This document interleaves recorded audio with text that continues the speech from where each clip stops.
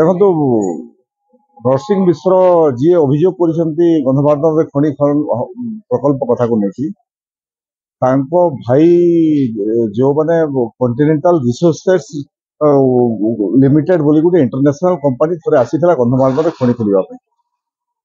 ଯେଉଁ ସମୟରେ ଆମେ ଆନ୍ଦୋଳନ କରିକି ବାଲ୍କୋ କମ୍ପାନୀକୁ ସେଠି ହଟେଇ ଦେଇଥିଲୁ ତା ପରବର୍ତ୍ତୀ ସମୟରେ 95 ରେ ପୁଣି ଥରେ ଗୋଟେ କମ୍ପାନୀ ଆସିଥିଲା।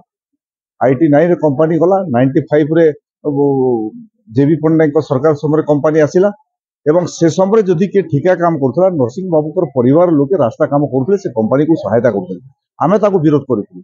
ଏବଂ ଆଜି ମୁଁ କହିଦେବାକୁ ଚାହୁଁଛି ଯେ ଏମାନେ ସମସ୍ତେ ଗୋଟେ ରାଜନୀତିରେ କରିବା ପାଇଁ ଚାହୁଁଛନ୍ତି। ଗନ୍ଧମାର୍ଦ୍ଦନ ପାହାଡ଼ରେ କୌଣସି ହିସାବରେ କସ୍ମିନ୍ କାଲେ ଖଣି ଖନନ ହୋଇପାରିବ ନାହିଁ।